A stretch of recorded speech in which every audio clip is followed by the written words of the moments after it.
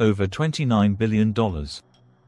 That's how much Canada hit back with in retaliatory tariffs on U.S. goods, crippling entire American industries.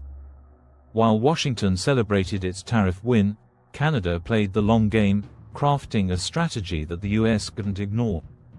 Canada's economy has always leaned on the U.S., with 97% of its oil and gas going south. But when Donald Trump slapped tariffs on Canadian steel, aluminum, and cars, he didn't just hit their economy, he sparked a political storm. Trump called his tariffs a gift to Americans, saying they'd protect U.S. jobs. Canada didn't buy it. They fired back, banning U.S. imports and slashing tourism from the U.S. by over 60%. American businesses suffered. Swing states like Michigan, home to the auto industry, felt the pain. Trump's Section 232 tariffs from 2018 never really went away. By May 2025, they came back stronger, 25% on steel, 50% on aluminum, and now even cars, lumber, semiconductors, and drugs were on the list. But Canada wasn't the same country it was in 2018. Prime Minister Mark Carney flipped the script. Canada slashed its U.S. export share to record lows and cut new deals with Europe, India, and the Middle East. Massive energy projects like the $40 billion LNG Canada terminal and the Trans Mountain Pipeline opened new routes to Asia and Europe, bypassing America completely. They didn't stop there. Canadians ditched U.S. vacations. Border crossings dropped 30%, flights by 26%. Instead of Disney World, they went to Mexico and Europe. It wasn't just revenge, it was leverage. Then came the power play. Ontario halted electricity exports to the US, hammering Michigan and pushing auto costs higher.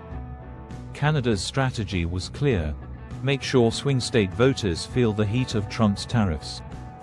Meanwhile, Trump cut a deal with Japan on car tariffs, lowering them to 15%, while Canadian cars still faced 25%.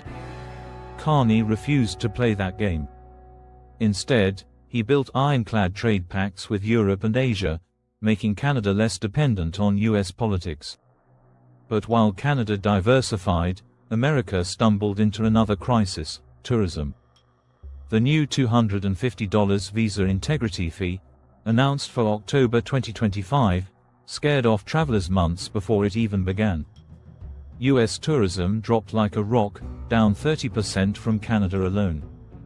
Miami, Orlando, New York, ghost towns compared to last summer.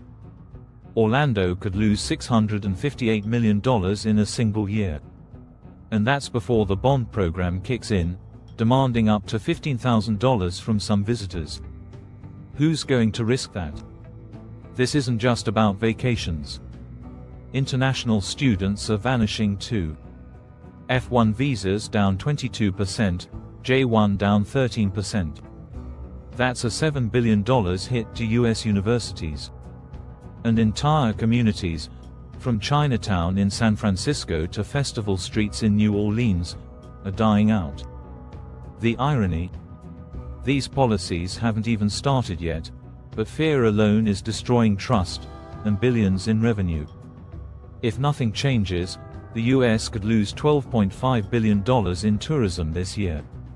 All because of policies that make America look less like the land of opportunity and more like a fortress. So what now? Delay the visa fee. Scrap the bond plan, at least until after the World Cup and Olympics. Restore Brand USA funding before cities like Kansas City and Miami lose everything they invested. Otherwise, the US risks becoming a destination no one can afford, or wants, to visit. If you found this video eye-opening, hit that like button, share it with your friends, and subscribe to the Untold Compass for more stories they don't want you to hear.